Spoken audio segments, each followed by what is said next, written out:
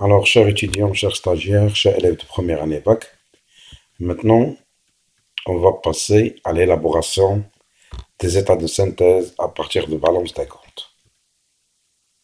Donc, la balance des comptes, il fait que quoi? Il faut que lister les comptes utilisés dans l'exercice comptable, de la classe 1 jusqu'à la classe 7. Alors, il ne faut pas oublier le compte de résultat, devant la classe 8. Donc, mais dans l'exercice comptable, on va lister que ce qu'on a vu. Donc, ici, comment on peut élaborer le CPC ou le bilan à partir de la balance? Ce qu'on va voir. Maintenant, qu'est-ce qu'on a ici? On a la balance qu'on a calculée. Donc, on va établir directement, on va commencer avec le CPC. Le CPC au 31-12. Donc, le CPC, on va travailler qu'avec la classe 6 et la classe 7. Donc, on ne va pas utiliser la classe 1 jusqu'à la classe 5. Parce que ce sont des comptes de situation. On va les utiliser dans le bilan. Alors que la classe 6 et la classe 7 sont des comptes de gestion. Ils sont utilisés dans le CPC. Alors pour tracer les produits et les charges, alors on va commencer avec les types d'abord qui commencent avec 71. Là, on va prendre ce qu'on appelle les produits d'exploitation. Donc, on a un seul compte, la vente de marchandises. On ne va pas prendre le compte, mais on va prendre le poste 711. On va voir 711, d'après le plan comptable. Alors on l'appelle vente de marchandises. On va adopter le montant qui existe, c'est-à-dire 1 042 000. Donc si on peut chercher encore, on ne trouve pas aucun compte qui commence avec 71, simplement vente de marchandises. On va faire le total, le 1 042 000. Puis, on va passer à la rubrique 71, et ce qu'on appelle les charges d'exploitation. On va chercher les comptes qui travaillent avec 61 dans la balance. On a 1, 2, 3, 4, 5, 6 et 6. Donc on a trouvé 6 comptes. On va les classer selon leur poste. Le poste, on a 3 chiffres. Premier chiffre. Par exemple, achat de marchandises, on a comme premier chiffre 611. Donc on va prendre 611, on va le chercher en plan comptable. Le 611 en plan comptable et les relatives à l'achat revendu de marchandises. On va mettre devant elle son montant. Puis le 612, on l'a trouvé, c'est achat consommé de matières et fournitures. On va mettre le montant devant elle. Puis les 613, 614, c'est autre charge externe. Donc, mais ici, on a 3 comptes. Un, il commence avec 613, 2, il commence avec 613, et un qui commence avec 614. Donc, on va faire le total.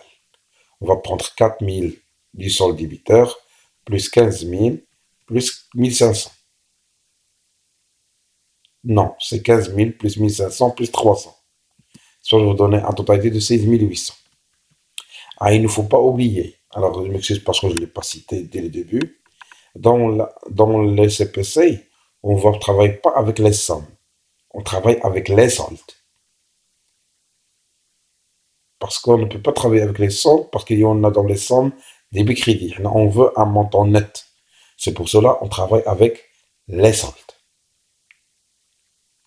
Là, on voit l'intérêt pourquoi dans les comptes schématiques ou le grand livre, on a calculé les soldes.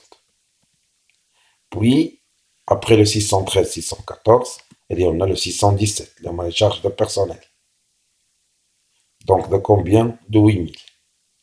Donc, jusqu'ici, on a entamé tout ce qui commence avec une rubrique 61. Donc, on va calculer le total. Il est égal à 678 800. Donc, là, on a fini avec le produit d'exploitation. On a fini avec les charges d'exploitation. Maintenant, on va calculer ce qu'on appelle le résultat d'exploitation. Les produits d'exploitation moins les charges d'exploitation. Ce qui est égal à 363 200. Donc, on a fini avec le résultat, il y a la rubrique 81, le plan comptable, le résultat d'exploitation. On va passer au résultat financier. Donc, on va voir les produits financiers. On va chercher dans la balance tout ce qui commence avec 73. On n'a rien, donc on va mettre 0. On va chercher si on a des charges financières, tout ce qui commence avec 63. Oui, on a un seul compte, donc intérêt des emprunts et dettes. Donc on va prendre le poste 631, les charges d'intérêt. Et quel montant on a dans le solde? On a un solde débiteur de 80 000. Donc on n'a aucun autre compte, donc on va calculer la totalité de la rubrique de charges financières.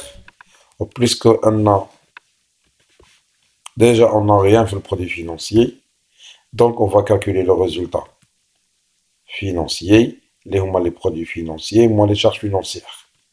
Donc le produit financier on a 0 et les charges financières on a 80 000. 0 moins 80 000 est égal à moins 80 000.